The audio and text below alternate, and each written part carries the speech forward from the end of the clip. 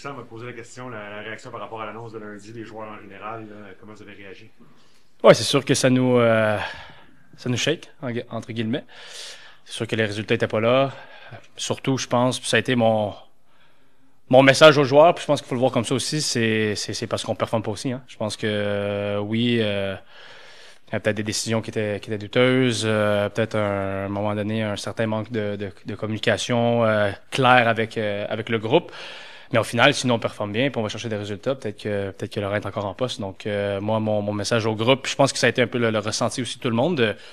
C'est une décision qui fait jamais plaisir à personne. Hein? Je pense que tout le monde qui a été concerné, autant évidemment bon Laurent que ceux qui l'ont annoncé, nous les joueurs, le club en général, c'est des trucs que t'aimes pas entendre, t'aimes pas avoir à faire. Mais je pense qu'il y a une certaine prise de conscience au niveau des joueurs qu'il faut faire mieux, faut faire mieux, faut augmenter notre jeu, augmenter notre niveau individuel en premier lieu, collectif. Puis maintenant, ben, avec Marco. Ouais, c'est comme ça qu'on l'a pris. Tu me Gabriel dis nous si disait. j'interprète mal tes propos.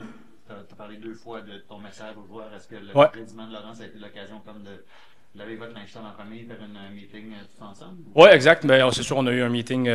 On est rentré mardi là, pour l'entraînement. L'annonce a été faite lundi. Donc, mardi, on a eu évidemment un meeting avec Gabriel qui nous a annoncé la nouvelle, même si on savait d'avance, évidemment, un peu ouais, de parler un peu bon, de ce qu'on fait en ce moment, de ce qu'on doit faire et tout. Puis après, moi, j'ai demandé justement, là, tout le monde de quitter, puis juste les joueurs de rester, de se parler, d'avoir une discussion open floor conversation, comme on dit. Puis, ouais, un peu de laver notre linge sale. J'ai lancé deux, trois points, je pense qu'il est important de faire savoir au groupe. Puis, je pense que tout le monde était d'accord avec ça. Donc, regarde, c'est malheureux. Comme j'ai dit, on aime jamais quand un truc comme ça arrive. Mais je pense qu'on a une certaine part de responsabilité à prendre aussi, là. Gabriel parlait lundi que c'est quelque chose qui se tramait depuis 4 semaines déjà. Mhm. C'est long, hein, 4 semaines, Ouais.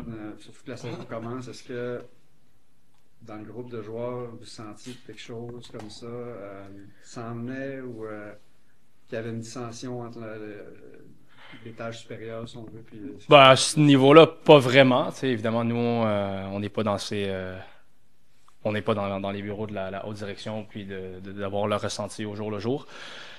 Mais c'est sûr qu'à l'interne, avec les résultats, avec certaines performances, on sentait que ça devenait un peu plus, de plus en plus compliqué. Puis que oui, il y avait certains trucs qui étaient un peu mal compris. Tu sais, quand tu es sous pression, puis quand les choses se passent moins bien, des fois, le message est peut-être un petit peu moins clair, les demandes sont un peu, ouais, moins claires, certaines incompréhensions. Puis, donc oui, je peux comprendre là, parce que ce que Gabriel a dit en conférence de presse, ce qu'on reprochait à Laurent. Mais encore une fois, moi, la seule chose que je peux dire, c'est vraiment au niveau des joueurs que, tu sais, on n'en a pas fait assez. Puis, je pense qu'on a encore une fois le blanc, pardon, à prendre un peu. Mais au final, c'est sûr que c'est toujours, je pense, plus facile de couper la tête de l'entraîneur-chef que de 25-28 joueurs ici. Ouais. Est-ce que tu sentais que est-ce que tu sentais que Laurent avait perdu son vestiaire? Non, pas perdu le vestiaire. C'est sûr que, encore une fois, il y a eu certaines décisions qui étaient peut-être mal comprises, certains joueurs qui ressentaient un peu de frustration par rapport à certaines décisions, que ce soit choix de joueurs, choix de tactique. Mais au final, je pense que tout le monde respectait Laurent, tout le monde aimait sa personne, aimait le style de jeu qu'il voulait qu'on joue. Mais oui, avec, comme je l'ai dit, quelques décisions qui laissent à désirer auprès des joueurs, qui laissent un certain goût amer, une certaine frustration qui s'installe, aussi un certain manque de confiance avec les résultats aussi, évidemment. Donc, ça fait en sorte un peu que un plus un plus un fait quand même pas mal. t'as Tu parlé. parles du style de jeu, tu sais, depuis qu'il est arrivé, vous avez inventé son style de jeu, la Ouais. philosophie de jeu, puis tu sais, les joueurs en parlent, qui aimaient ce que Laurent Mhm. aimait. Est-ce que tu dis que ce message était peut-être passé moins bien présentement? Est-ce que c'était tout un espèce d'une accumulation de décisions qui ont mené à peut-être à... Oui, je pense que c'est ça. Je pense que c'est plusieurs décisions qui ont mené à cette décision-là. Oui, on est une équipe avec Laurent qui voulait instaurer un style de jeu basé sur la possession et tout. Je pense que dans les dernières semaines, on s'est un peu perdu là-dedans, justement à pas connaître du succès avec ce style de jeu-là, puis pas créer de chance, d'être, je pense, défensivement plus structuré, mais de ne pas marquer. Ça laisse certains doutes au niveau de ce style de jeu-là, puis qu'est-ce qu'on fait sur le terrain. Puis c'est là que ça l'installe un certain doute au niveau du groupe. Je dis pas que le groupe avait plafonné avec lui, mais il y avait peut-être certains messages, certains trucs qui étaient moins bien compris, qui faisaient en sorte qu'on n'était peut-être pas tous sur la même page. Là. Quel gros changement, ce que vous dites? Est-ce que vous avez eu l'opportunité de lui dire au revoir en groupe ou Non, pas en groupe. Comme j'ai dit, l'annonce a été faite lundi. Nous, on avait congé. Certains, on est venus s'entraîner. Mais non. Puis moi personnellement, j'ai envoyé un message. Encore une fois, c'est quelqu'un avec qui j'avais une très très bonne relation, que je respecte beaucoup. Donc, on s'est parlé un peu hier. Mais non, pas eu la chance là, en personne. Est-ce que tu t'attends à des gros changements avec Donadel maintenant? Par rapport à ce que vous avez déjà entamé, si vous avez fait un camp d'entraînement complet à Orlando, avec Laurent Courtois qui dirigeait tout ça, là, déjà un changement d'entraîneur. Est-ce que tu t'attends à des gros changements?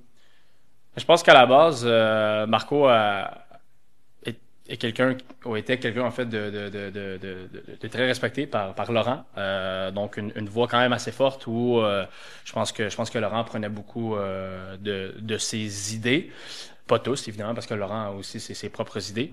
Est-ce qu'on va voir quelque chose de différent? On verra bien. On l'a vu aujourd'hui, un changement un peu de formation tactique. Donc, à voir. C'est bien, là, c'est sûr, c'est un deuxième entraînement. C'est évidemment un schéma tactique avec lequel j'ai déjà joué auparavant. C'est nouveau, c'est différent, mais en même temps, on essaie un peu de reproduire la même chose, dans le sens que, oui, si on joue à 4 derrière, c'est pas parce qu'on joue à 4 puis 2 attaquants qu'on va tout simplement lancer le ballon vers l'avant, la 4-4-2 anglaise dans les bonnes années, puis se battre pour les deuxièmes ballons.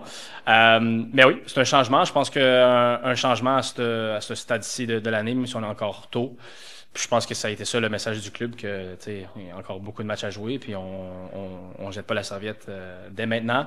Donc une nouvelle voix, quelqu'un qui prend plus de place. Marco, c'est quelqu'un qui a beaucoup d'énergie. Ça peut, je pense, amener de la fraîcheur à un groupe qui en fait recevait peut-être un peu moins bien le message de Laurent là, dernièrement. Tu as parlé quelquefois d'un manque de clarté. Gabriel parlait d'un staff puis d'un coach puis de ces joueurs qui n'étaient pas sur la même longueur d'onde. Était comment la communication avec Laurent Courtois? Encore une fois, moi, je peux parler que pour moi, la communication était très, très bonne. Après, c'est sûr que moi, dans les dernières semaines, en honnêteté, j'étais pas vraiment au premier rang. J'étais blessé, donc je faisais pas partie de tous les meetings. J'étais pas nécessairement toujours avec le groupe. Mais le ressenti était que, tout simplement, avec des décisions, on n'a pas besoin de les nommer, je pense qu'on est très conscient de ces décisions-là. Décision de joueurs, décision d'alignement partant, de remplaçant, peu importe. Les choses qu'on voulait faire sur le terrain, des fois, on n'allait peut-être pas au bout de la chose, ou on y allait à moitié. Donc ouais, je pense que, puis encore une fois, je me répète, quand tu vas pas chercher des résultats, tu es sous pression un peu, est-ce que tu te rapatries à la base ou tu veux continuer à pousser ton projet, puis à instaurer des trucs à un autre niveau? C'est là trouver le juste milieu. Si tu commences à te perdre puis à donner des instructions qu'on ne maîtrise pas encore nécessairement à la base, c'est là un peu que tu perds tes instructions. Donc, ouais, mais je pense que c'est vraiment à ce niveau-là. Puis, comme je l'ai mentionné, puis je pense que c'était ça c'est un peu ça le nerf de la guerre, c'est certaines frustrations qui faisaient en sorte que peut-être certains joueurs se sentaient un peu à part du groupe, démotivés lorsque c'est temps de s'entraîner, ce qui fait en sorte que tu perds un peu la compétition interne, ce qui fait en sorte que le niveau du groupe descend, ce qui fait en sorte aussi que tu performes pas. Les blessés aussi, évidemment, ça l'aide pas à cette compétition interne-là, chose qu'on avait en pré-saison puis qui se passait super bien.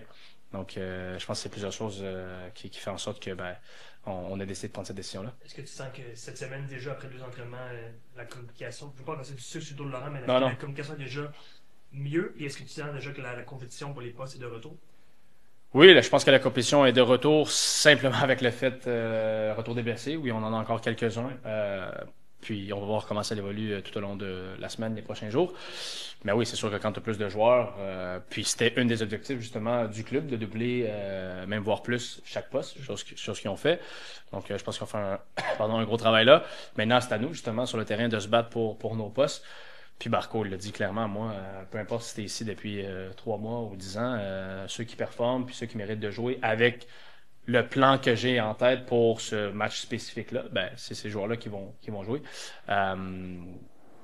Donc ouais, je pense que c'est respectable de sa part.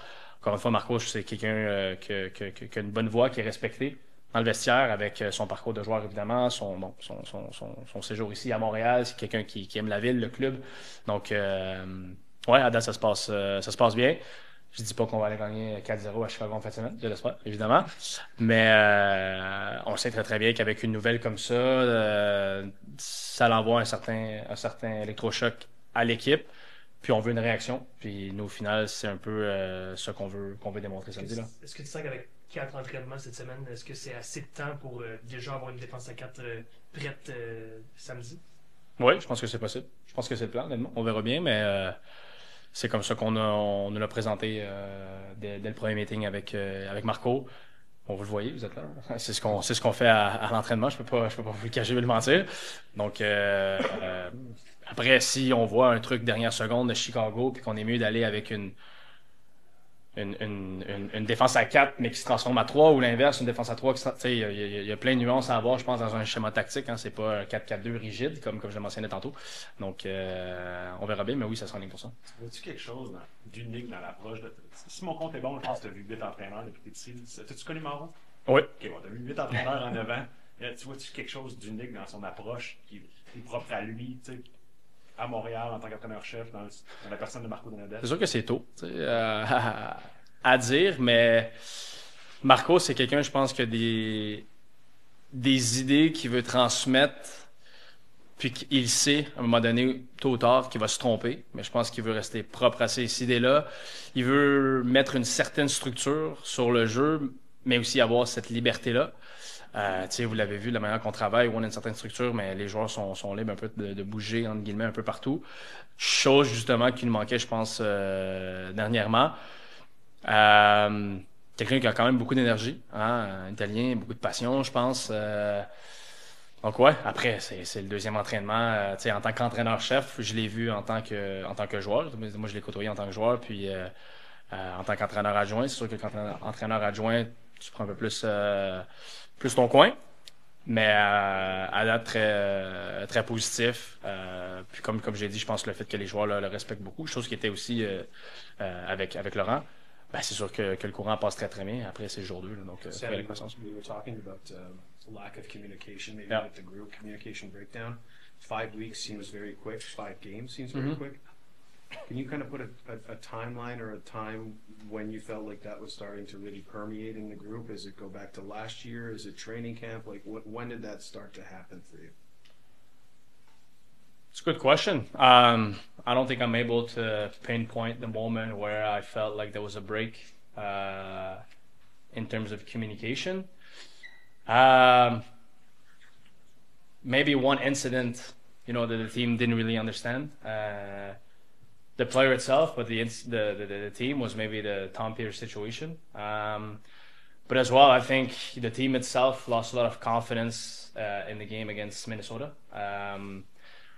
I thought we had a good start against Atlanta, and then you go there in Minnesota, and then things don't really go your way. You can see it on the throw-in, can't really find solution. And then obviously when that happens, you start doubting yourself. And then we go Vancouver and this change for Tom. And then obviously I think we're a really tight group. And then when one guy is hurt, we kind of like support him, try to talk to him out. Obviously I think Tom as well knew he didn't play a good game. Mm-hmm. But yeah, I think maybe that's where first incident hit, I would say. But we can talk about the Caden position on left back. Like, there's different stuff. I'm not saying this is the moment where club decided to make a decision, or for us it just, I think, accumulation of different stuff that just felt like yeah, it's there's something maybe missing there. Can I ask the one? Yeah. Just you mentioned French. Just your reaction to the news. To the news? You know what I'm talking about? Yeah, of course. Yeah. I mean, obviously playing with 4 at the back. Yeah. No, yeah. Like I said in French, I mean, obviously when something like this happens, it's just always a shock. So I guess some guys expected it. Maybe some others didn't. Obviously, maybe the new guys didn't expect it, and it's always never a good moment. You feel bad for the person, and I know as well, like the people that had to mention to the coach that he was out of a job it's never nice, but. I think, and like I said in French, my message and how guys took that news was, okay, yeah, the coach is gone, but it's also because of us, because we didn't perform. Like I said, if we would have got results, maybe coach would have been still there. I don't know, but yeah, we have to take some responsibility and accountability for that. The only thing we have to do now is move forward. Big game against Chicago. We want to get some points. Obviously, a win before we get back home here in 3 weeks. So that's the only way to go. Merci, thank you. Salut. Hey, no. Not used to it, eh? Yeah, exactly. Good afternoon, Joel. Thank you for doing this. No problem. Did you feel it coming, the sacking of Mr. Courtois, or? No, I'm not really sure what I felt. I actually found out, in the van on the way to the airport. I wasn't there for the week, so I wasn't sure what happened during the week or what was transpiring. But yeah, listen, I mean, this is football sometimes, and coaches lose their jobs, and it's a collective. I think it's collective. Obviously, when that happens, the stuff on the pitch isn't going right. So for us players, we got to take accountability for that. And now that we have a fresh voice here, maybe it kind of gives us that jump start to start winning some games and do a little things differently. But as a person and on a personal level, I wish Laurent all the best. Guys were saying during training camp, the good thing about this season is we're not starting from scratch. And then 5 games in, you guys are back to square one. I guess, is there some lack of comprehension or discouragement within the... I don't even think we're really restarting. I think, obviously you'll see the way we play. You guys watch training. Yeah. It's a little continuity of what we've kind of already built. Obviously you guys saw we played in the back 4, and it's not different from what we've been doing the last couple of weeks. I moved into the 6th role against DC, and we played a back 4 there. So you're going to see some similarities, but also some differences too. Marco has his own ideas, and from day one he's been super clear already, and we're fully on board to support him as well. So yeah, we're excited. Gabriel and Sam spoke about a bit of miscommunication with the players sometimes, and maybe frustration from some players. Did you feel that Laurent had lost his locker room? No, I think, as the season goes on, there's different situations that come up, and, we're all people, we're all human beings, we have feelings, things happen, you have to make decisions on the go. It's not an easy position for Laurent to be in a lot of situations, and same with us players as well. It's accountability on both sides, and just making sure that we keep a good locker room. But no, I don't think he lost it. I think it was just an accumulation of some things that happened, and that's football. That happens within every single team. Big personalities and certain guys getting frustrated, or certain things may happen that may come up, and obviously the decision is above my pay grade. But now we're just looking forward to the future and what Marco has to do with his team. Sam said that he spoke to the team when the news was announced, maybe yesterday. Did you feel like his message? He said that players need to take accountability of the poor start to the season. Whose message? Sam's message, you mean? Yeah. Okay. Yeah. Do you feel his message was well received from the players? Yeah. We had a little meeting with the players after our meeting with Marco and obviously the president and like I said, it comes from both sides. When a manager gets fired, it's both sides. Something's happening on the field that we as players have to take accountability for, and we have to start playing better, and we own that. So now we can hopefully just not start from scratch, but a little continuity of new relationships building, and like I said, we're excited for it. So what to practice, how do you like it so far? It's good. It's like I said, it's a continuity of what we've been doing, but a little subtle differences that I think you guys will see and be excited for, and a lot of with the ball stuff, which I love, obviously, and being hard to play against, counter pressing, forming a little bit of a new identity in that sense, behind the ball, against the ball. So I'm looking forward to playing games and seeing how it unfolds. But obviously it's going to take time. This isn't going to happen overnight. And, I've been here before in this situation, and this stuff takes a lot of time for guys to adapt. But, I'm confident that we can do that. At first, what was your first impression of Marco Rinaldo in the camp and first impression? Yeah, he's obviously played at a very high level. He knows the game, loves the game. Very smart. Doesn't say a lot, but he says everything he needs to say. In terms of clarity on what he wants, he's very, very clear on what he wants, and it's going to be exciting to see how he kind of evolves too. And we're fully behind him. What happened in Minnesota, Joe? The president alluded to the fact that some stuff happened as early as the second week of the season to start the reflection on their side. So is there something you can put your finger on that happened there, or around that? I can't think of anything off the top of my head other than losing the game in a fashion I don't think we should have lost it in. But I look, we lost from a long throw. I don't think you could put that on the coach if that's what you're kind of asking. It's a long throw and our ability to clear the ball, and we got scored out against Vancouver in that manner too, and just letting in too easy of goals, I think, and that's accountability on the players. So I don't think that was anything to have to do with Laurent per se, but like I said to your question, it's about the counter press. It's about being hard to play against, and I think you'll see a bit of nastiness within our team now, and trying to get results in an ugly way sometimes, and adding that to our game. Joel, you're playing Chicago, which is the second best offense in the league. Did you start to talk about maybe coming up with a game plan or a strategy to not concede too many goals versus Chicago this week? Yeah, we'll start that tomorrow, more in depth. Tomorrow is kind of more of our deload day. I think Marco wanted to get a couple sessions in to kind of see what we're going to do tactically first. But tomorrow we'll look at Chicago and see. Obviously, they have some dangerous guys up top, and they're in really good form.